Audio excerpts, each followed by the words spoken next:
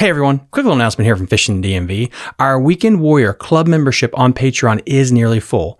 There are only 11 membership spots still available. Once these spots are gone, they're gone, and I'll be closing the club to any new members until 2026. At that point, you can try to join again, but it'll be at a higher rate. So get your rates locked in now, and you'll gain access to our 5 fishing tournaments each year for Patreon members only, 5% off your orders to Jake's Bait and Tackle, 10% off your order to Tiger Crankbaits, 10% off your orders to Catoctin Creek Rods. You'll gain access to our private Facebook group community, loads of members only content, and of course, ad-free, commercial-free episodes of the show. You get all this for $6 a month, which is less than a pack of Cincos or a Jackhammer Chatterbait. Lock in these rates now because in 2026, I'm going to be increasing the rate to new members. And again, I'll give you an extra one here. I'll give you 8% off if you buy the membership for the year. So that'll be $66 for all of this value. There are only a few spots left, so hurry up and check out the link in the episode description. You're listening to Fishing the DMV with your host, Thomas Ahrens. Fishing the DMV is brought to you by Jake's Bait and Tackle, located in Winchester, Virginia. If that doesn't get you jacked up, I don't know what will. Good morning, everybody. Welcome back to Fishing the DMV. I'm your host, Thomas Ahrens, and today I have 2 special guests, long time coming, guys, the Lewis Golfing and Fishing Club. I really appreciate you guys coming on today. Thank you so much. Yes, sir. Appreciate you having us, man.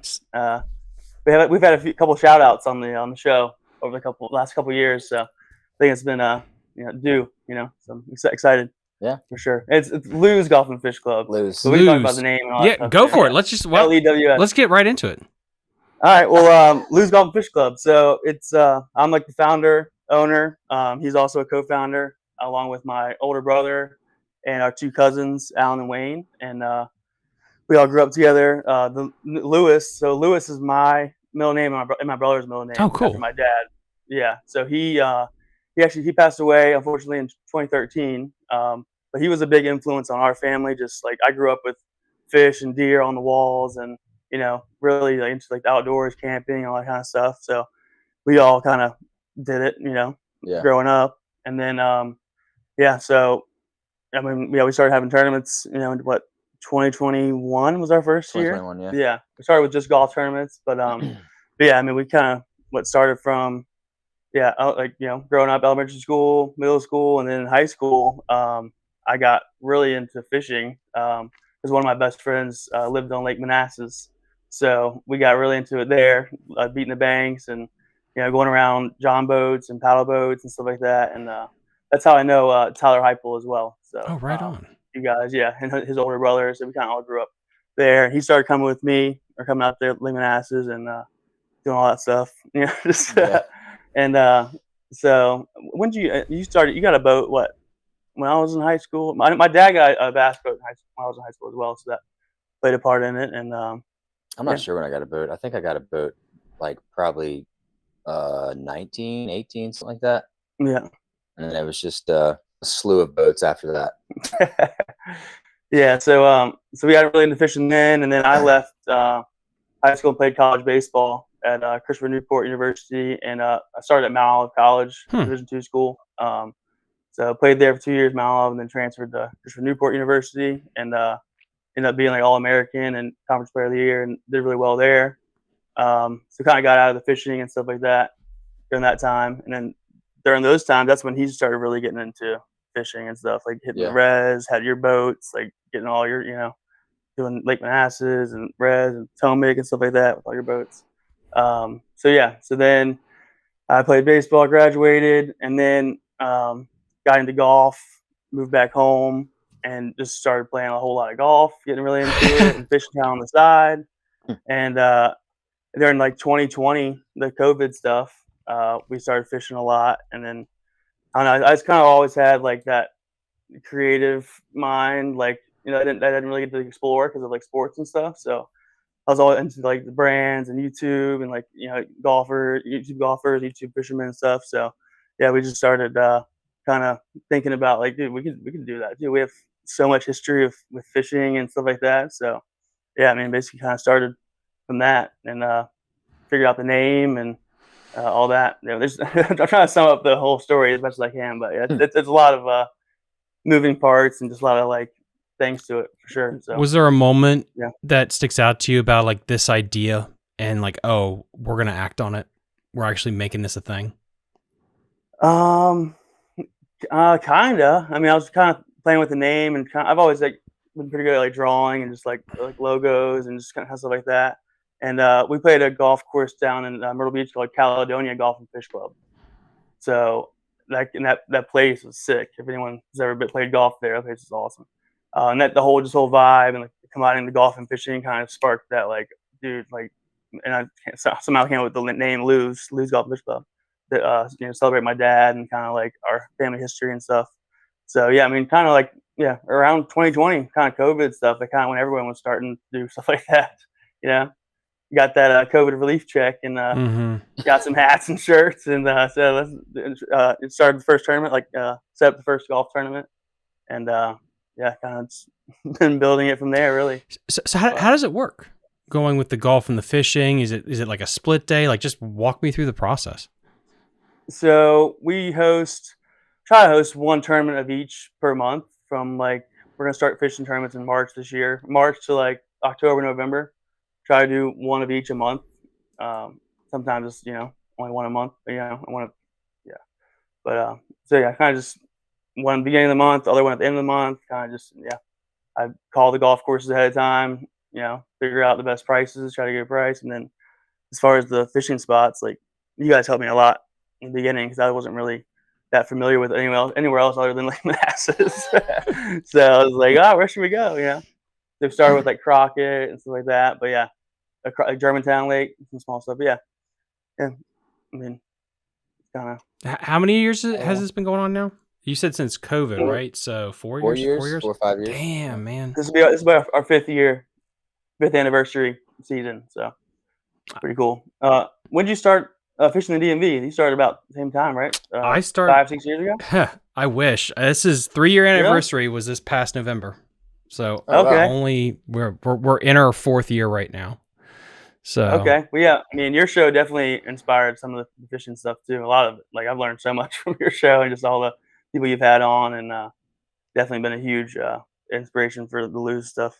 Yeah, I listen to pretty much all your podcasts, and because I mean I'm a truck driver, so I'm like, oh, let's see what Thomas Aaron's has got going on. And I'm like, okay, I already listened to that one. I'm like scrolling. I'm like, dude, this guy comes out with podcasts like every day. This is insane. Yeah, I have no life. No, man, that's props to the consistency, man. That's just what it takes, and that's what we always talk about. Like, just, survive and maintain. Just try to keep building it, and just like kind of seeing what sticks, dude. And you've definitely done a really good job. Well, there's so much to talk about in this small area. Like, I mean, you just mentioned Germantown Lake, where people don't know about that place. That's a sleeper, and you could have a whole episode just on that. And then you have, I'll just say it, the shit show that's the Lake Manassas thing. I remember I got whiff of that when I was at Dale City. I think it was the first year I did it. And Charlie Taylor pulled me over. He's like, you got to talk about this place because they tried to get me arrested for doing a fishing report on Lake Manassas. And that's where I kind of went down that rabbit hole of it's insane. And I didn't get to live it like you guys did. So I guess we got to just tear the Band-Aid off. What is the history that you guys have had, for better or worse, with the lake? I mean, he has I have a lot of stories. Because I grew up, high school beating the banks and running. Like we had our own little John boat tournaments back in the day in high school, just like 2 or 3 boats of our buddies, just kind of messing around. So it kind of started back then with that, and it was basically like our own little oasis, man. Like pretty fortunate, Well, like I think it was open like in the late '80s, going into the like early '90s. So I was like, that you're telling me that this place has been around this long and nobody fishes it?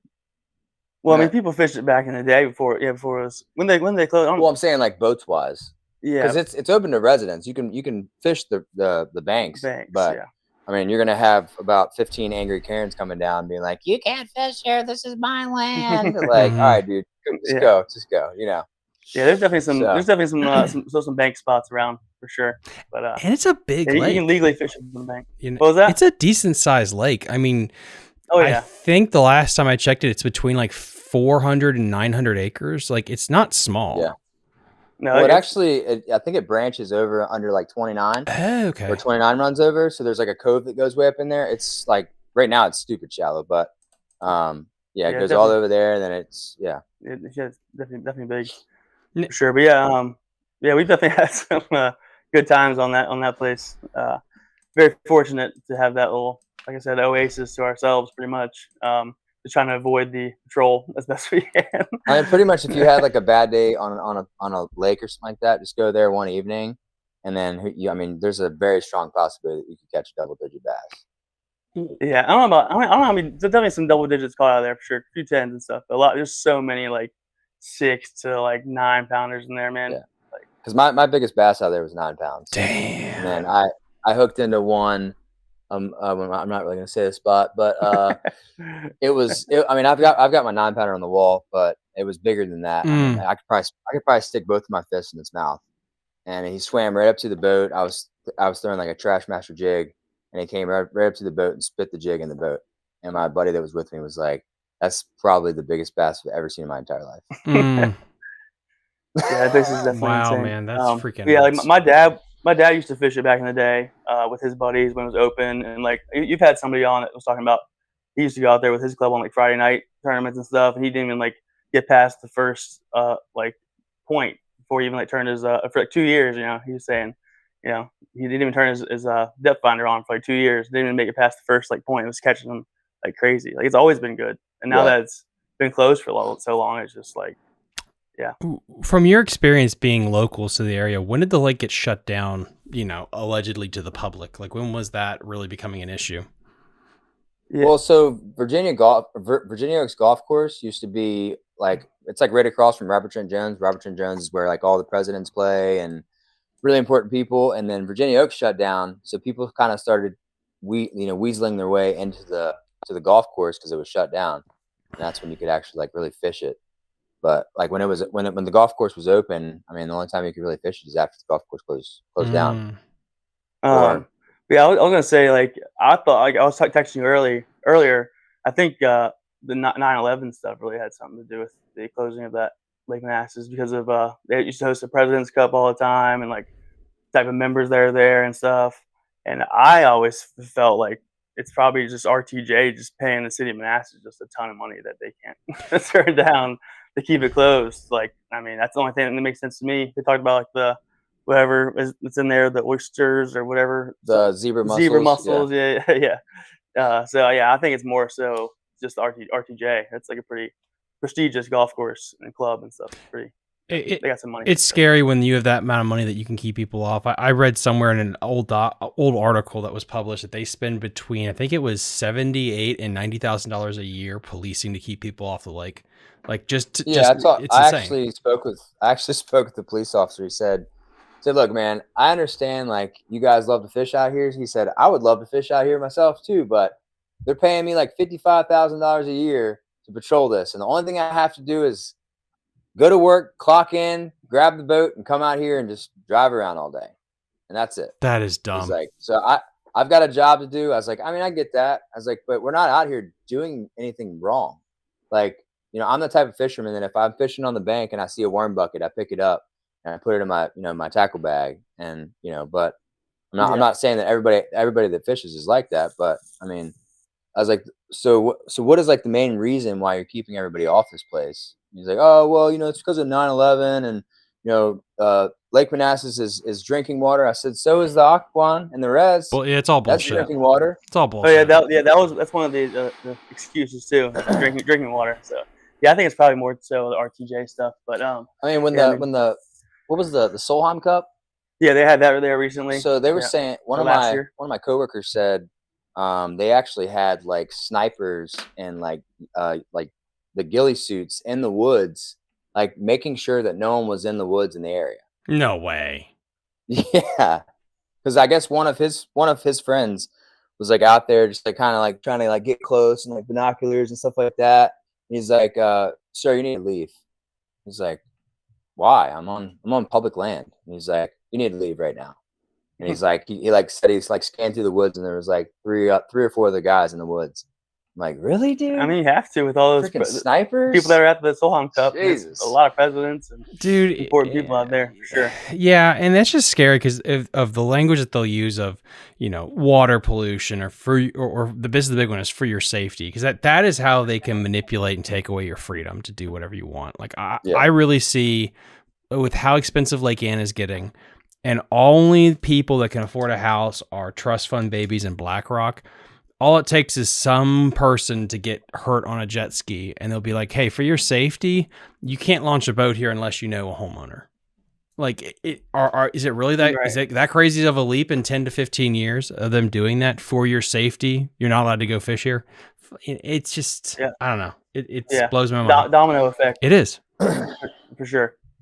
I mean, I just don't understand like why they can't open it up. I think it's the lakes out there in Fredericksburg. They open it up on like certain days of the week to keep like the pressure down. Yeah. So I'm like, why can't we do that and make it a trolling motor only lake? Yeah, some kind of membership program or some kind of private. You have to read permission or something. Well, I mean, Mooney's a massive lake. I mean, that's trolling motor only. So yeah. I mean, because I know Hunting Run and Nye are that way. Hunting Run and Nye. And Shane, when you watch this on the re-upload, because I know you will, I think it's March through April. It's only open on weekends, Hunting Run and Nye, and then it opens up like 4 days a week or something like that. But there are days, like you said, it's closed to the public, which, like you said, is okay. Fine, it'll decrease pressure. You can go to other lakes. At least it's open. Sleater's Lake is the same way. When it reopened up to the public, legally speaking, you can only fish it, I think, through March and October, I think, and then they shut that shit down. Yeah. But again, because they're afraid what Samantha and Jerry are going to go out there paddleboarding in November. No one's that. The only people that are going to go out there, in my opinion, are outdoorsmen, and they know how to dress accordingly. You're not going to get the retards out there in October, November, December. As soon as I say that, someone will put an article in the comment section saying like, "Look at this dumb bitch that did that." But I get it, and you can't fix stupid, but you're hurting it for everyone else. Yeah, 100%. I mean, there's really no like public access points. It's all private. So they would have to access from private land. And I'm sure somebody, I know the person, but I'm sure somebody would want to make money off of, letting people launch and say, all right, well, this is what we're going to charge you guys to launch today.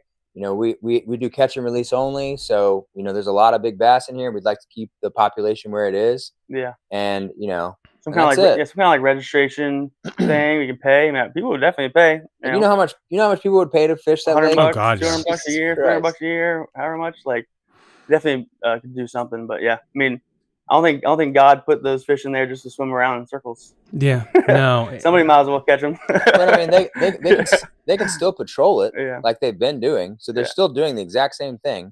But realistically, once the game wardens get a hold of it, they're gonna be like, okay, guys, this is our job. We're gonna step in here and let us do our job. But plus, I think that lake was publicly stocked by the Virginia government, so it's like they used public funds to stock a private lake. Like just to sit there and just rot. Yeah, not rot, but it's actually funny. I always say how it's funny. Like the one lake that they don't pay attention to and don't do anything to is the best one by far. Oh, easily. Like maybe y'all should just like let stuff go for a little bit. Just let the grass grow, like you always talk about. Like just let nature do its thing. Let it flourish. Like, but for sure, they're so hardcore. Like, I mean, how hardcore are they about not fishing it? Is it just like a slap on the wrist? Don't let me see you back here, or will they? Well, I've gotten 7 violations there. Holy God! Like 2 or 3 tickets. So. Yeah, you basically get a warning. I've gotten a warning. That's as far as I've gotten. I've gotten a warning. You get a warning, and then after that, you have to go to court for it. And pretty much after that, like, I mean, the more you get caught, they pretty much knew me by first and last name. God. And my wife told me, she said, I don't care if it's pre-spawn, post-spawn, the fish are killing shad or what, but you're never going there on your boat ever again. I'm like, all right, fine.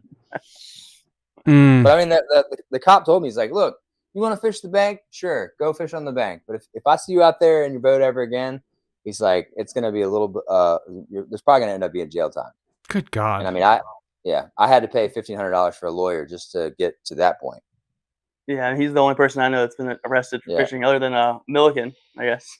So Aaron and Milliken too. I had just started my job, and I had to have my boss come and pick me up from jail. And he's like, "So let me get this straight. You got arrested for fishing?" I said, "Yes."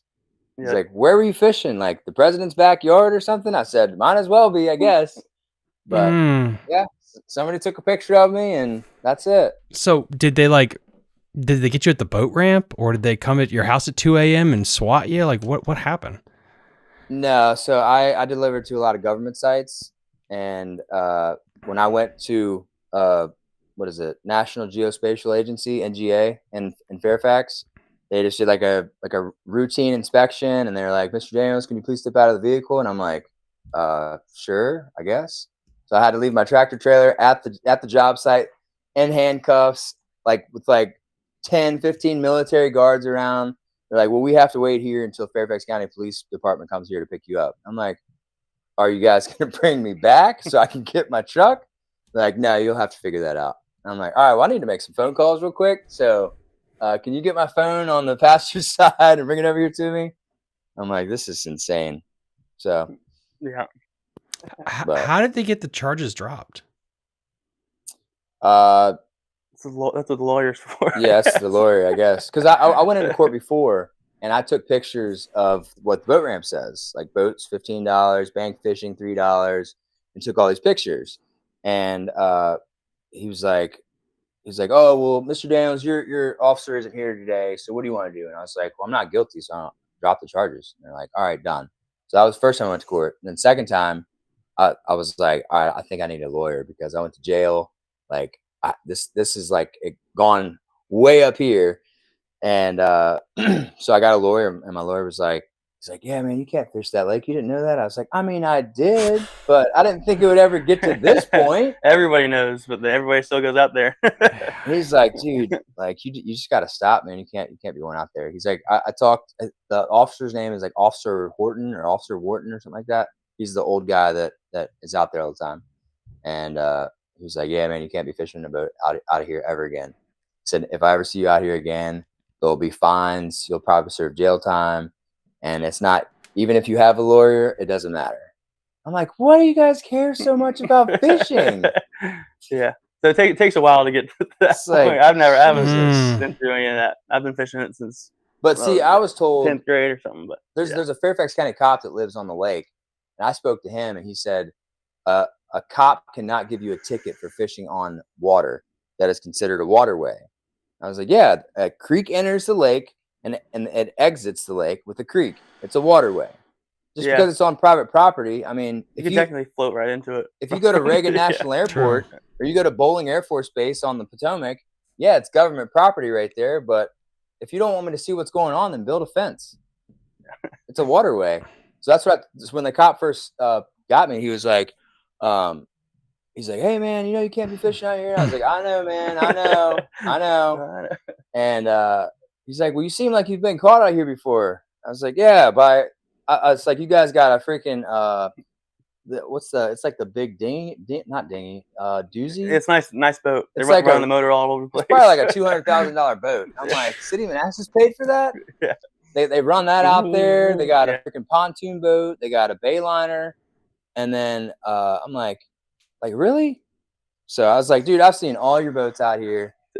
I'm like, what do you want me to do?" He said, "Well, we need to go over here to the land." I said, I'm not stepping foot off my boat onto land, because once I step foot onto land, now I'm on private property. But when I'm on the water, this is my property. So if you want to hook up to me and we can hook up boat to boat, then that's fine. But I'm not stepping foot on anybody's property, because that's trespassing. He's like, "Well, I'm glad you know the law." So you can see where Aaron has and I have a very short fuse with all that. So I hate when cops try to pull that shit. It's just so much like one of those like really toxic girlfriends that everyone has at one point, where they're just trying to trip you up. It's like, for fuck's sake, man, come on. And this is like, we got drug issues, illegal immigrants, and it's like you're gonna book somebody for fishing a lake. It's just like, fuck off. I know. Oh my God. It's stuff we've been doing since day one. Since we've been fishing there forever. It's like, yeah, it's really that big of a deal. I mean, I've gotten into it with the neighbors on the lake. Yeah, he's funny with that stuff. But like, I wish I could take my boat out there. And I'm like, well, if you stop bitching and complaining, bring your boat on out of here. It's your land. You guys are the ones that made this problem happen. You guys just were like, okay, well, I guess it's not our property anymore. I guess we'll have to take our pontoon boats and all that stuff off the lake. You guys are the ones that decided that. Yeah, I mean, I've definitely heard a lot of the homeowners would like to see some kind of opening. I've heard, but there's definitely a few that will definitely take pictures and call and do that stuff. It's just because the thing I've seen in comment sections before, it's like, well, then just go build your own lake. But it's like that's the problem. You're not allowed to build lakes, and so the lakes that we do have, bodies of water that we do have, these conglomerates come in and buy up all the land and then turn them private so no one else has access to it. And it's a fucked system, because it's one thing if they were building their own bodies of water and making them private, but that's not what's usually happening. It's they buy up around all of the only public access places we have, and they make it a living nightmare for everyone else to enjoy it. It's fucked. Yes. And in our area, I mean, Manassas is taken over with data centers. So even if it is a big piece of land, it's going to end up being a data center. Mm-hmm. Yeah, where are we supposed to live? Yeah, or fish. I mean, ain't really. I mean, there's a lot of small, like trolling motor only stuff, but I mean, other than Lake Manassas, the Res, the Potomac, pretty much. And you mentioned Germantown. What is that place like? Is there fish in there? Like, how big is it? How much pressure does it get? Yeah, I think there's too many dinks in there, honestly, for like normal time, like from spring to fall, but. A lot of people catch some big ones in there in the wintertime, for sure. I've definitely heard of double digits, 12s, and 13-pounders and stuff being caught out of there in the wintertime. Right now is the best time to fish there. Yeah, they have like this Florida strain in there. So they're in there, but I think it's just filled up with so many small fish that kind of just makes it really tough in the spring and, when it's not, January or February. But I think it was like 3 or 4 years ago they tried to do like some like experimental come here and fish and take anything under 2 pounds and take it out. We don't care where you take it, just take it. Yeah, I think it's a good idea. And they were trying to make it like a tournament fish only kind of lake. And I mean, the last tournament we did there, I mean, I think I ended up with like 4 pounds, 4 or 5 pounds. Out of how many? Your best. So we do a 3 fish. I didn't say that earlier. We do a 3 fish limit. Okay, that's okay. So damn. Yeah, we do 3 fish limit. It's a little easier for to get the limit. And then our buddy's wife or girlfriend at the time called it like a 7? 6 something. That's the club record is a 6.5, 6.2 something. Yeah, she caught it there. She's like, I was doing so bad, and I was just like, let's just leave. Let's just be the first ones out. Just get to the boat ramp.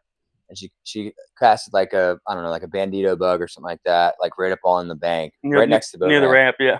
And she's like, oh my god, here it is. I'm like, are you serious? Yeah, still the record right now. I think 6.2, 6.27 or something like that. But yeah, we've actually talked about that with like everyone just like taking their 5 fish limit of dinks and put them in a creek or go take them somewhere, because I feel like a lot of the small lakes are getting hurt a little bit by too many small fish. Honestly, it's so much catch and release, which I understand too. But I mean, I think that you've had people on talk about how it actually is more healthy for the lake and to create a bigger fish. It's like hunting, you want big bucks, you gotta weed out the small ones. It's so hard to have both. It's so hard to have quantity and quality. And you're gonna have to sacrifice one or the other. If you want bigger ones, you're gonna have fewer. If you're gonna want the quantity, like, dude, it's like it becomes more of like an art than a science, being able to figure out how to crack that nut. And we do have a couple of Occoquan comes to mind. And Burke apparently is supposed to be good. I know that thing gets beat to death like a $20 hooker though. So, but there are supposed to be some good ones in there. Sleater's Lake somehow keeps pumping them out. That's probably because it doesn't have a legit boat ramp, but there's a ton of grass in there too. A shit ton. I actually tried to launch my bass tracker in that place. It's a little hard. I was like, well, maybe if I get like a piece of wood and like somebody steps on the wood, like in the water, then we can just glide it in there. And then on the way out, we'll figure it out. My buddy's like, dude, we're not doing this. We're not getting kicked out of this lake first time. Dude, if you guys don't know that are listening to this thing, it's basically like a 3-foot drop. This is what they consider a kayak ramp. Is so your grandma can break her neck like hopping down this bluff wall to get to the water. It's retarded. But if you can get in, It's some pretty good fishing, and that's another thing that pissed me off. I could do a whole episode on it. Is Beaver Dam in Leesburg? They hyped the shit out of this boat ramp. It's not a goddamn boat ramp. I saw you in the comments too. I don't know if I commented or not, but I was talking to them about it. I was like, it sounds like a ramp. I was reading articles and stuff. It sounds a lot like a ramp, but I don't think it's a ramp. No, I think it's a kayak. Thing exactly. Yeah. And it's like where's the disconnect? Is it truly that we just have so many people that don't understand outdoors that they thought that, well, this is a boat ramp, it's fine? Because I had friends that went there day one and like filmed it and shit, and they said like there's like a staircase to the water, and then they bolted seats in there right in front of the staircase. So on a crowded day, you have to fight through families and stuff that are sitting at the bleachers just staring at the water for some god reason to be able to launch your kayak. And then apparently it's like a 200 to 300 yard drag from the parking lot to the water. So Jesus, it wasn't designed by outdoors people. It was designed by somebody that works at like a Facebook, and it's like, this is how we think the outdoors is. And it's just, it's wild, man. Yeah. Well, the crazy part is they had plenty of time and a lot of opportunity to make probably the best boat ramp in the state of Virginia, because that place drained so far down. When they drained it, I mean, I went out there and I think it was like probably 200 yards from the actual bank to where the water actually was. There's just these massive boulders, like rocks, and I'm like, okay, so let's build a ramp. Like, want me to buy the concrete? I mean, come on. Yeah, I've never been over there, but seeing the pictures, and I was reading the articles and seeing the posts and stuff that people were commenting on and stuff. But pretty crazy. And that's what's so scary about some of these places is you have people that are in charge that just don't know spoiler about any of this, but they don't understand the outdoors at all. And that's what to me is just fascinating about it, is they spent apparently a couple $1 million on that park. And I could build a boat ramp that's better for a tenth of that. It's not that freaking hard, people. And I've heard it's really windy and stuff too. Like if you rent a John boat from them, like it's gonna be really hard to get around. Like that's what our buddies were saying. Like that, like you're gonna need a couple batteries to get around that place. Yeah, because it's just like, why can't you just make it electric only? Like you can take your actual like boat out there and actually be able to move around, instead of like a little John boat or like a little like 40 pound thrust troll motor. I wonder if it's the rowing teams. I really wonder if there's something like that. It's insane how much power those guys have. I didn't really appreciate how much power that lobby has for those stupid rowers. Because it has to be them. Because how many women actually paddleboard? It cannot be that big of a constituent base. No. They're in the res too. Yeah, all the rowing teams and stuff in the res. Dude, they're nuts and they're dangerous, man. They do not look where the hell they're going. Oh, they'll go cross right in front of you. You're fishing that bank, they'll go right in front of you every time, like clockwork. It's like, all right, you don't see us fishing. Like, I think we were fishing Ryan's Dam with somebody, and this guy was like fishing like way offshore, which is where you're supposed to fish. And this old guy and like this old lady are like going like 6 feet off the bank. He's like, hey, just fucking go the other way. Like, don't you see my line? I just cast it here. He's like, oh, I don't know where you want me to go. He's like, you got 200 yards that way. And I'm freaking sitting here 50 yards off the bank and you got to go right in front of me. I'm like, geez, we need freaking air horns on our boats now, I guess. Yeah, and then air horns and turn signals, I guess. If you say anything, you're the problem. Oh yeah, for sure. And that's just I don't know. I get nervous about all that because it is, where does this go from here? Are we going to just slowly lose more places that we can actually go and fish? And we just need a stronger lobby of people like what you guys are doing. Probably not getting arrested every weekend, but just protesting and saying like, hey, listen, this is wrong and something has to be done about this.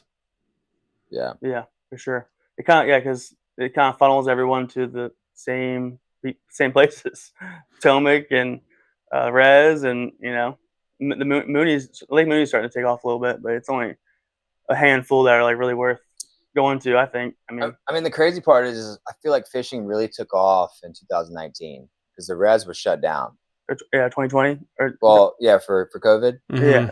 Yeah. And everybody that I know that lives on the Res was like, it was a ghost town. Like you launch out of your HOAs boat ramp, and you're fishing by yourself all day, and it's great. Yeah. And then once they opened Fountainhead back up, I mean, everybody was so cooped up and like ready to explore and just be outdoors. And they said there were like people were taking like tables and putting like 50-gallon barrels on the side of them, putting trolling motors on them. They're like, let's go fishing. Like, that's not legal. It's like you should have gotten it inspected first or gotten your registration done. And they said it was a nightmare. And there were like hundreds of people that were at Fountainhead. Oh, I can believe it. And what's crazy is it died down though. The spike didn't last. It was definitely just a sensation. I mean, I think there's a couple more people fishing, but it's really kayaking, I think, is where it went, because let's face it, who can afford a $100,000 bass boat right now? The kayaking thing definitely stayed. The res is protected by how weird it is, because it's big enough and snaky enough where unless you have a pimped out John boat, it really is hard to fish it in a kayak or just with a big Ranger and a trolling motor. And I've done that. It's annoying as hell. You can't do much. Right. You go around the boat ramp 3 or 4 times while McCluskey kicks your ass. And it's just like, I'm just going to go to the Potomac River. This is not fun. So I am curious, like, how well that place will hold up over time if it's just the John boat tournaments that are really pummeling it, twice a month? I don't know. That's interesting to see. Yeah, I really, the biggest thing that I hate is like, I've seen it up in the Shenandoah a little bit, but there's like this horsepower restriction, and it's like, just make a speed limit. Yeah. Like everybody's got graphs now that tell them how fast they're going. And if you're really concerned about wake, you're getting wake from going slow. Mm-hmm. If you go fast on plane, there should be no wake. Yeah, we talked about that, doing speed limit instead of horsepower limit. Well, bass boats are never the problem. And the reason you're doing that, this is my tinfoil hat thing, talking to people with in the government of Maryland. It's wake boats. Yeah. And what you're doing is, instead of telling one of the kids no, you're telling all of them no, so you don't think you're a bad guy. So instead of telling the wake boat people to go fuck themselves, they're not allowed on the lake, they're going to be like, by the way, you have to only have a 9.9. Now we've eliminated jet skis, wake boats. We just sling cleat it. And I think that's what it is. And now, could I be wrong? Yeah, but it makes logical sense, because the wake boats cause the most ecological damage, erosion. It destroys and fucks up the bank when you have all those things going back and forth. And then the jet skiers, it's just, I'm shocked more of those idiots don't get killed every year. Yeah. Like Lake Anna. Yeah, like at Lake Anna. Because you just don't hear about, I mean, you do hear about the bass boat incidents, but how many bass boat tournaments you have in Lake Anna, November, December, January, February, hardly an issue. But you're going to have issues from May to August because of just the random normies going on the lake and getting themselves killed. Yeah. I mean, the only thing that I hate as well is, I don't think you have to have your boater safety course done unless you have over a 9.9. So when you have a bunch of people out there that don't have their boater safety course done, and they don't have the general knowledge or even common sense, like, oh, I was supposed to go that way. Like, yeah. Like, I feel like if you have a boat of any motor size, I feel like you should have to take some type of course. It's just safety for everybody. And have common sense, because there's enough drivers out there that took a test, but good Lord, they still suck. Right. Like, I mean, the common sense is gone. I mean, which is crazy to me. Like, you can take all the tests you want, and still be it will help, but it's just insane to me, like, how common sense is just out the effing window. And you see this a lot with high school and college anglers too, that they get their daddy's bass boat and they drive it like a bat out of fucking hell. And it's like, dude, like, what the hell are you doing? You're in a missile. But with that said, you look at lakes like Philpott is 3,000 acres, really small. They have 30 boat tournaments, full throttle. It doesn't matter what size horsepower, you can do it. No issues. I'm at Big Slack. Big Slack is 1,000 acres. We have 20 to 30 boat tournaments all the time in the summertime there. No issues. Is it crowded? Yeah, it is. But no one's died. No one's had issues. It's almost like we figured it out. It's so weird that they put these safety gloves on us that, like, okay, you can't have this horsepower, you can't have this because you might get hurt. And it's like, I feel like we've done pretty good for the last 30, 40 years before these rules were in place. So why are these rules here? What's the real reason? Don't bullshit us anymore. Yeah. What's like with like wake boats, I feel like take Lake Anna, for instance. They're trying to find a decent sized cove that they can go out and they can pull their kids around and be out of the way. Like when I go to my in-laws have a place at Lake Gaston, and it's like as soon as you come around this huge corner, that whole bank is like 30, 40 feet deep, and it's off the channel. So all the main traffic is coming right down the middle, and they're just off to the side having fun. But you take them out of that area, and it becomes a shit show real fast. Well, and Gaston, Bugs Island's another one that have those big fish bowls down by the dam. Like that's where I think the fishing game and the Army Corps of Engineers need to tell these people, like, hey, listen, you need to go into the main part of the lake where you're not going to bother anybody, because bass boat guys, normal human beings, are going to be in the creeks, staying tight to the bank relatively. They're not going to be going down all the way up the middle. So you get out in the middle and you're not going to be a problem, but don't be doing these donuts in the middle of Sturgeon Creek or these other places where, there's, like you said, high traffic going in and out of there. Like that's an absolute no-no. And like you said, like they'll bitch about the bass boat guys, but a bass boat on plane does not throw a wake like the name of the boat says. A wake boat throws a wake. Like it's why are we debating this in 2025? It's just common sense. Yeah. Because I think I fished with one of the guys that lives out there on the lake, and he was like, I was like, I started like backing off the throttle, and he's like, no, just keep going, just stay where you're at. I'm like, I've always done it as like a courtesy, because there's so many people that bitch, especially kayakers, canoes, like all that stuff. So I always did it as a courtesy, and it's like, you know how much time you lose when you go from full, like on full plane to dead, almost stopping, and then making a wake again. Yeah, like just stay on plane, and then they might move a little bit, but that's it. Yeah, I mean, you don't have to worry about that. I'm like, all right, dude. I'm like, I'm not trying to have this guy run me down. Like, I do that go too. back here, like. I think everyone does that. Yeah, let me just slow down a little bit, but it does make it more wake. Sure. Yeah, no, I 100% agree with that.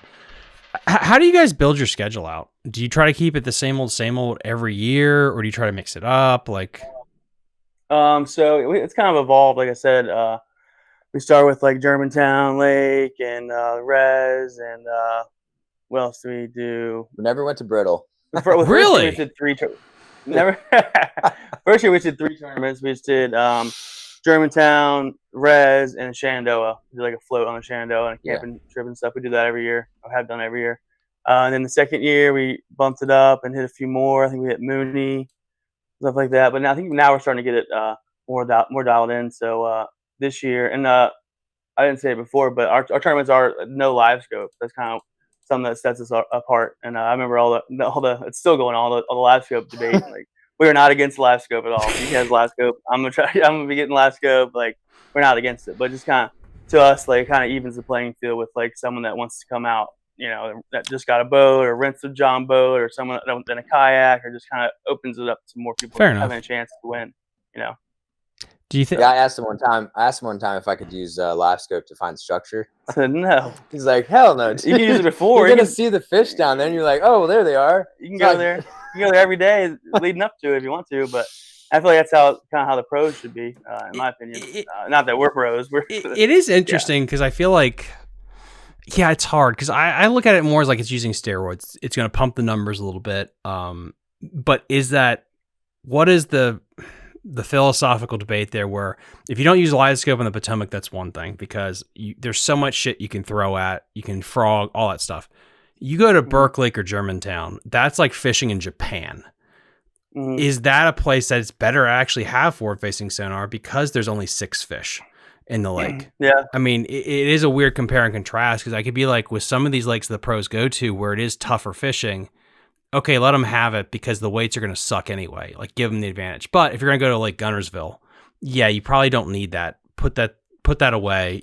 There's plenty of fish here. There's plenty of stuff to throw at. It makes sense. Like when they go to Smith Lake in June and you have all these pleasure boaters, again, I know Kennedy did pretty good with a glide bait, some other guys, but it was going to be offshore dinking and dunking trying to find moving fish. I mean, I don't know. We can have that debate probably the rest of our lives. It really is crazy.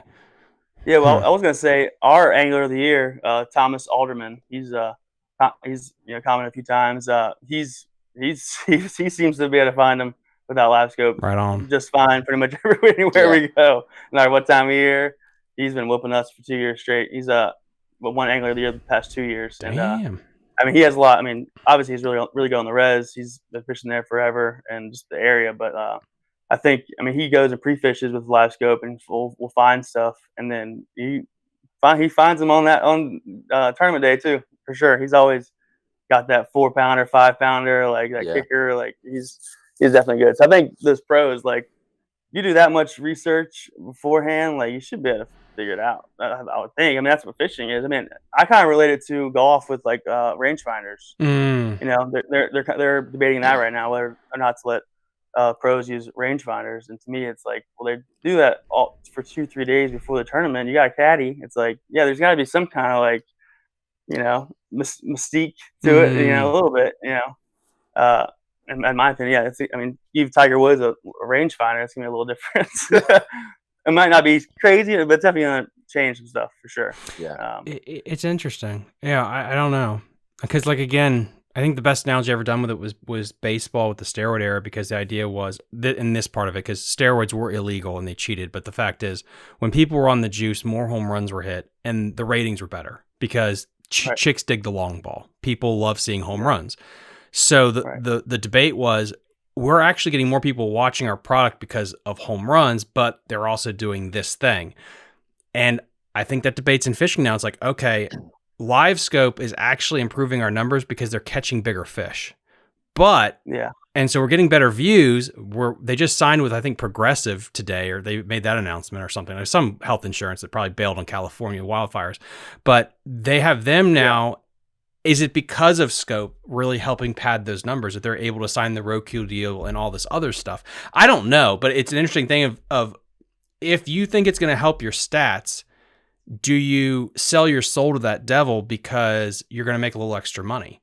I don't know. I mean, I would say the popularity probably has a lot to do with like YouTube and stuff too. Like a lot of those guys do have their own channels and like their own like social media sites, and it's a lot easier to follow fishermen, like and the good ones that have, you know, a lot of you know, like characteristics, just like personable and like good on camera, like they thrive. That's what people pay attention to.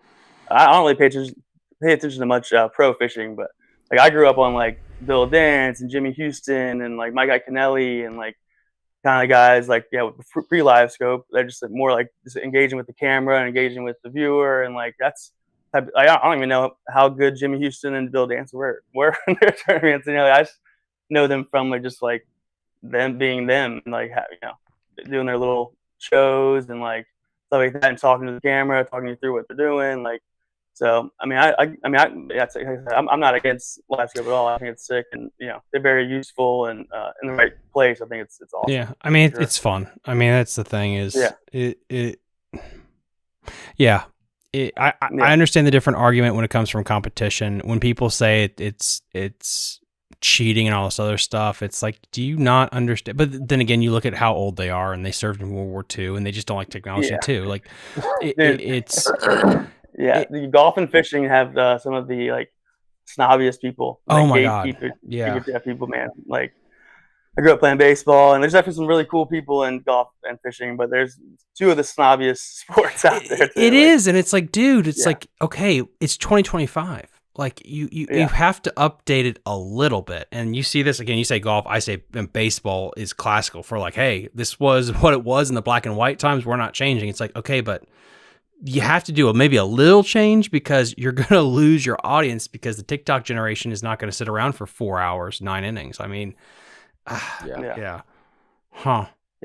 that's kind of what sparked the Lewis Golf Fish Club stuff too, was that being that middle ground between like just going out and fishing with your buddies, you know, and like tournament fishing, being like serious. It's kind of like that middle ground where it's like kind of for anybody, you know. McCluskey's come out, you know, Tyler Heupel's come out. Alderman's probably one of the best fishermen in the area, I would imagine. He's tough for sure. And then there's new guys that, you know, just got a boat or pretty new to it. Like I fished a lot growing up, but I've had a lot of learning to do the past few years for sure. How did you? I'm definitely a lot better golfer than I am fisherman, that's for sure. Well, how did you baseball to golf? Now, I would usually think that you're a pitcher, because usually that's not a good thing to be the 4-hitter, and then you're also going to the green for 18 holes. Yeah, I didn't really play golf much in high school and stuff here and there. But I mean, I pitched a little bit in college, and I was kind of a two-way. I played corner infield, corner outfield, and pitched a little bit. So did a little bit of both. Next switch hitter. Yeah. But yeah, so I actually, I golf right-handed. I bat left-handed. It's the only thing I do left-handed instead of baseball left-handed. So I golf right-handed. Just growing up with them, like randomly playing, I would just grab their clubs and hit. So and then I had some buddies in college that were pretty good golfers and stuff. Like I was there for an extra. I was at CNU for an extra year or two, finishing school and stuff because of the transfer and all that stuff. But I had some buddies that were into it, so we started playing. And then I graduated from CNU and moved down to Corolla, Outer Banks. I know everyone says Corolla, but if you work down there and live down there, they correct you. So I said Corolla. But at Currituck Club, so I got I got a job at the Currituck Club down there, and got really into golf there, and that's kind of where it, kind of sparked. And they kind of you play on the high school golf team, so they kind of all played. And I would be texting them like, "I'm coming for you guys. I'm coming back. I'm gonna beat you guys at golf." That's actually how I learned about Lake Manassas, because when I played in high school, we played our high school golf team played at Virginia Oaks. Oh, cool. I was like, dude, that's a big ass lake. Like, they're like, oh no, you can't fish there. And I'm like, not even from the bank. Like, I don't see any signs that say no trespassing, none of that. And they're like, I mean, you can do it if you want. I'm like, dude, I'm gonna try to figure out who I can talk to go on this lake. I was like, if I can practice golf and fish, shit. Yeah. I'll put one fishing rod in the golf bag and come on down here. Even if I have to get arrested one day, I'll figure it out. just for some foreshadowing. Oh my gosh, man. Yeah, the golf was the biggest part of like the Lose stuff starting, because I was getting really into it. And I was following a lot of like golf YouTube guys and like a couple like podcasts, the Foreplay podcast, the good golf podcast, and so it kind of sparked my interest. Like, dude, we should do something like that. And then he was in the fishing. He was following John B and AP Bassin from Guggen and stuff for a long time. So those are some YouTube legends right there. Mm-hmm. I mean, I probably watched them when they were like 15 and 16. That's nuts. Yeah. And then to be able to turn it on, and they're like Guggen Squad. I'm like, what the fuck? Like, really? Yeah. Like, these kids exploded. They've come a long way. Yeah, for sure. I don't really know any of the newer guys, but I like John B and AP Bassin for sure. How did you meet Tyler Heupel? Like I said, just in high school. I knew his older brother a little bit better than him, but grew up fishing Lake Manassas, just being around a lot of mutual friends. I've seen him recently at a Friendsgiving and stuff, talking about fishing, and I've known him for a long time. So just high school and stuff. Small world. That's crazy, man. Yeah. And McCluskey came out to one of the tournaments, so we've had a few sticks out there for sure. It's also a weird line too, because you want good fishermen to come out, and learn. We've learned so much from those guys, and like I said, the Alderman guys, and so you want good guys to come out, but you also don't want to be donating your money every time to these guys, especially on their home lakes and stuff. But it's a give and take, Yeah, I met McCluskey in the worst possible way. Justin was like, somebody came to the boat ramp and joined. We can get into I was like, all right, well, who is it? He's like, Matt. Yeah, I didn't know him. I think, or something. I'm like, Matt fucking McCluskey. I know who that is. Are you serious? Yeah, that was you can't just let somebody join the freaking morning after already launch. Well, that was the thing too. Is it's like it's always a learning curve. But with these tournaments, like. Yeah, to me, it's like someone sees us launching at the ramp and like, I want to fish. Like, I was like, all right. But so he was friends with Alderman, obviously. So we had just launched. I guess McCluskey didn't realize that we had launched already. We were launching, So we had all launched. And I was pretty far from the ramp, so I couldn't really see anyway. And Alderman was like, hey, you mind if my buddy Matt hops in? I'm like, oh, yeah, sure, I guess. Like, I'll send you like the Venmo and stuff. It's, that's cool. And then we start going. I'm like thinking, I'm like, Matt. I hope that's not Matt McCluskey. I was like, if it is, then hopefully somebody does something today. I was like, maybe he won't. Alderman McCluskey, but Jesus, that's like I was trying to text him and text guys like, hey, like da, da, da. So it's always all learning curves. So now we do definitely have a time limit on when. I haven't lived that one down yet. Sure. Of course, my co-angler's like, who's Matt McCluskey? I'm like, dude, just focus on catching quality fish today and we'll be all right. But I was like, our average needs to be 5 pounds and we'll be good. like, really? 5 pounds is a freaking big fish. I'm like, well, Yeah, that's probably what he's going to be bringing he in. set the new our new bag record that day, which has been beat, but it was like, he like 11 pounds on 3 fish, something like that. 11, and then Alderman and his buddy had 10 pounds. The next one was 9. So it was 11. And then Thomas Alderman, he has the record for the res now too. The 30-something pound, 36 or whatever he did. So he has ours now too. He had 12 pounds, 12 pounds 6 ounces or something like that. Gotta catch them all. Is our new record bag 3 fish. So. It's crazy. Yeah. That's pretty good. I mean, where on the Shenandoah have you ever launched or thought about launching at like Egypt Bend or Riverton? So what we've done for the Shenandoah is just done a float trip through Downriver Canoe Company. Okay.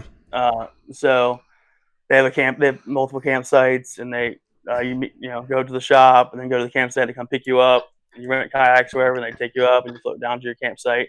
So I started doing that with my travel baseball team back in when I was 13 or 14. We did it all the way to when we left for high school. We did it every summer. So that was my only idea that I had for the tournament. So first year, I'm like, all right, let's do Crockett. We know Crockett. This is the res. The res. And I was like, and I know how to do a Shenandoah trip. Let's do that. So that's kind of what we've done. It's around I don't even know. It's Downriver Canoe. I'm trying to think of Compton Rapids. If anybody knows Compton Rapids, that's kind of near where it is, that stretch. But it's 2 or 3 miles. It's South Fort.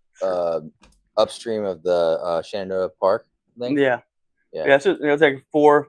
I think the first year we did a 7-mile float, which was a huge mistake. Everyone got back pitch black. Yeah, I think we got back and it was 9:30, 10 o'clock, and I didn't have any service. And I'm looking on my phone I don't know where we're at. I mean, I have my headlamp, but I'm like, where did I park my truck? And I purposely put a tire on a point to know when I put my headlamp up, that's the tire that I put up. Well, somebody moved the tire. Oh my God. So I'm like, hello. And my cousin 500 yards away starts flashing his strobe light. And I'm like, we're almost there. But the first time I looked at my phone to check where I parked my truck, it was you still got 2 miles. I'm like, bro, this is all slack water. I'm like, we need to paddle hard for 30 minutes. Yeah.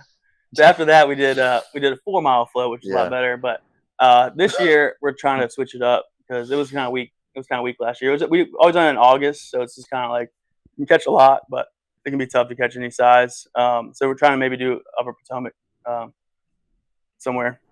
We have an idea, but yeah. So that's a fun place too.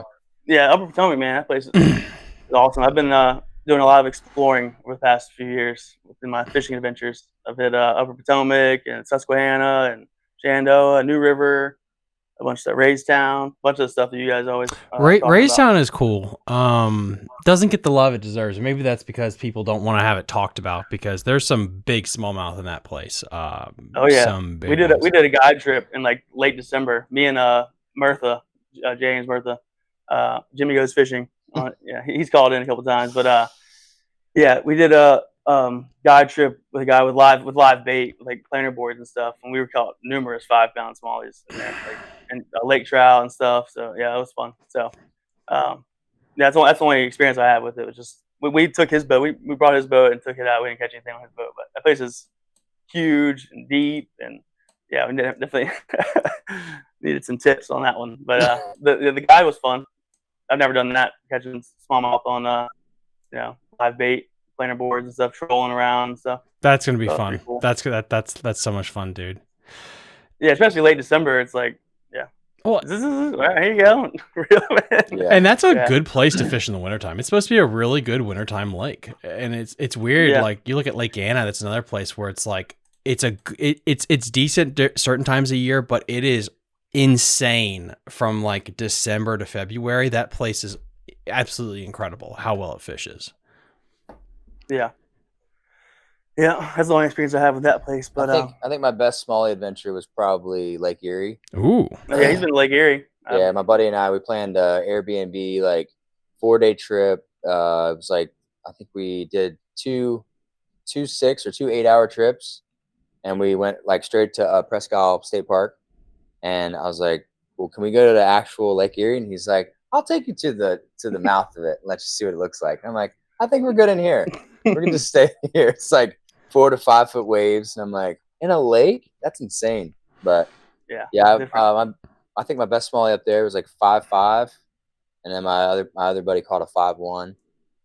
But it's like you're fishing like 20, 30 foot of just crystal clear water. You just see like a football sitting on a bed. And you're like, oh, cool, it's right there. You just pitch to him, like pitch a little fluke down there or something like that. Twitch it a couple times to look at it, fish on. Insane. Yeah, that's sick. Dude, that is so cool. Yeah, I mean, I wouldn't call my 5-pounders with live bait my PB, but I would call that my PB. I was getting at least it's artificial bait, you know. But I wouldn't call my my Raystown 5-pounders my PB. But yeah, that's like saying my biggest catfish was caught on artificial bait. Yeah, that's a whole yeah. Yeah, that's a whole other debate. Not meant to happen. Yeah, but it worked. So, what is everyone's favorite fishing memory as we wrap up here? Oh, that's a tough one. Our most recent one was probably this past summer with at Marty's. Yeah, his buddy Marty's. It's like basically what Cedar Run. It's like the backside of Nokesville, back creeks of Nokesville. It all runs into Lake Jackson and the Res for the most part. Yeah. But yeah, backwaters of Nokesville. It comes up to a dam called Daniel's Dam. Daniel's Dam. His last name, Daniel's Dam. So he's always hyped up. That's also I got in trouble there too, but you know. Good Lord. He's always hyped that place up. But I went out there with him this past summer or 2 summers ago. Yeah. You didn't do very well. Yeah, we caught so many. It was like the water was up and went up to the dam, and we caught. You caught a 5-pounder, and I caught a 4-something. We caught tons of 3-pounders, 3.5-pounders. Yeah. I just started throwing this fire crawl square bill, and everybody's like, "Oh man, like they're like a square bill to catch smallies," and I'm like, "Really?" Yeah, because I went on a guide trip to the New River with Martha in that May of that last year, and it was square bill. So we came back like first square cast, first cast, and there's like this waterfall that comes down first cast, and I just felt it like just stopped, and I was like, "What in the?" I set the hook and I was like, oh my God, is this a bass? And I'm really like, rod tip's completely bent over. And he's like, oh my God, you just get it. And I'm like, oh my God, let's go, get it. And I'm like, how big is this fish? And we put do we have the John boat? Or the canoe? Yeah, we had my crawdad. Oh yeah, with the crawdad. So we left everything in that because it was downstream, like kind of like a little cut. We didn't want to like disturb the area. I ran down, grabbed the scale, come back. I'm like, I think it was 5. Yeah, it was 5 something for sure. Yeah, 5.5, close to 5.5. Sure. He's like, dude, that's crazy. And so, I mean, this place is tiny. Like you would never expect fish like this to be in there. It's probably like 40 by 40 square, like a pool, and then it just holds all these bass in there. Yeah, and then next cast with spinnerbait, I call it like a 4 something. Yeah, it was like a 4.86 or 4.9, something like that. Yeah, and then after that, it was just on from that. It was like a storm brewing. It was like perfect. And we're just ripping them in like 3-pounders like every cast. Yeah, my dad texted me and awesome. he's like, hey, can you call me? I'm like, yeah, I guess. I mean, we're freaking fishing, dude. Like, what's going on? And he's like, there's tornado warnings and watches all around Nokesville, and you guys are like right in the heart of it. And I'm like, well, we heard some wind and we saw a lot of heavy rain and dark clouds, but we were like, we're good. Yeah. We're either going to die or we're going to catch a really good fish here. And I was like, I don't know what the pressure was, but it was probably damn near perfect. Yeah. Yeah. It was awesome. That was a good time for sure. That was that's the beauty of just the back creeks of Nokesville. Like it's been there forever. He's been back there hundreds of times, and I don't know if you've had a day like that before. No. Right there. That was pretty sick. Well, and it like progressively got better. Like when we launched the boat, we were catching like 1 to maybe 2-pounders. And then you get around like the next set of like rapids, and then it's like 2 to 3-pounders. And then there's like a long stretch. It's probably like 200 yards of just like slack water. And like we're starting to get like up and almost into 4s. And then once we get to the final spot, it's like this is where all the fish are. It was all. I mean, you probably caught 3 or 4, all 4, like 4 or 5, or like 4.5 and above. And I'm like, are you serious? My spinnerbait was like all messed up. I kept fixing it, throwing it back in there. Wham. He's like, you got to come over here. He's like up to here in water, and he's like, come over here, man. I'm like, I'm good here. This is fine. I'm not trying to drown. Yeah, we love it, man, for sure. It's, shoot. Definitely a passion of ours, for sure. So, guys, yeah, I got to get you back on the show again. We can't wait 3+ years to get you back on here. Yeah, man, definitely. If people want to join up with your organization, where can they find you and how can they sign up? Well, I mean, we're on all social media platforms. It started with a private Facebook group. So that's gotten, about 300 something members in it now, but we have a Facebook page as well, Instagram, YouTube. We do our own little podcast and stuff, kind of just doing updates on the tournaments and just random stuff, just talking. And it's pretty cool, actually, reminiscing on some of that stuff on the podcast. Like, you do so much stuff and it's like, it just passes, if you don't sit there and sit here and chop it up and talk about it, it's like, you don't even remember it or yeah. So, any social media channel. Like I said, we host one tournament of each per month, pretty much from March to November. The fishing tournaments, we do no live scope, and we do catch, photo, release. We do little scorecards. You hold up in the picture with your scale, put it on the scale, hold it up, and fill it out at the end. And I mean, we do we have a membership and stuff now. You can pay $40 for the year. And that way you pay $20 buy-in instead of $30 for non-members. You're just $30, take $10 off the top and pay it out. So yeah, I mean it's pretty easy to get in touch with us somewhere. I mean, we're we're down to earth. Anybody can come out, man. Whether you just got a boat, never fished. There's been people that have really hardly ever fished before with Vaughn and stuff. He brought his buddy out. Yeah, don't be intimidated by anything. That's what we're trying to do too, is kind of break that little barrier of people being like, oh, a tournament. It's dude, it's basically just fishing with your buddies and throwing some money on it. Just having some fun and see who wins. It's a good time. For sure. Just be aware, you might have too much fun and you might end up buying a boat. That's what most of our members have done. A lot of my friends now that haven't fished yet, they're like, I'm thinking about getting a bass boat and start joining your tournaments and all that. And my nephew, he's 14, he's getting canoes and talking about getting a John boat with his buddy, and so he's he has a YouTube channel and stuff, so it's definitely sparked a lot of stuff too. Pretty much all the co-anglers that I fished with they all have boats now, so I don't really have a partner. It's hey bud, you want to fish this weekend? Yeah, sure, come on out. Yeah, man. And I was gonna shout out Shenandoah Valley Bass Bros too. They started coming out to some of our early tournaments, and they had their own group, and now they've started doing their own tournaments, kind of using the same blueprint, the same vibe and stuff, with sponsors and all that. So it's Cole and Matt and Justin and those dudes. You can probably get them on too. They got their own thing going on at the Shenandoah Floating the Doa, I think their stuff is called. So yeah, it's kind of been a cool thing. Seeing someone else kind of do start the same thing and inspire someone else to do their stuff. Dude, no, it's absolutely awesome what you guys have put together. And then as always, everyone, link in the episode description to everything that we talked about, so go check out in the episode description and click on and really join their program. It's an absolutely great gateway drug into the world of fishing in our area. Guys, sure. I really can't thank you enough for coming on. I'm definitely going to have you on again this year to be able to do kind of a state of the union on how everything is going with your club. And it's been absolutely wonderful to finally get you guys on here on the show. Yeah, man, I appreciate all the couple shout outs we've gotten too, and yeah, I appreciate it. No, definitely a long time coming. You're very welcome. So guys, as always, link in the episode description. Go check them out. And also, if you'd like to go follow me on Patreon, the only reason I'm able to do 40 hours a week on this show is because of Patreon. It's the reason that the lights stay on. So go check us out there. We got 16 more membership spots before I shut it down for 2025 and make it really exclusive. Go check us out there. Subscribe to the channel, and we'll see you next time on Fishing the DMV. Bye. You're listening to Fishing the DMV with your host, Thomas Ahrens. Fishing the DMV is brought to you by Jake's Bait and Tackle, located in Winchester, Virginia. If that doesn't get you jacked up, I don't know what will.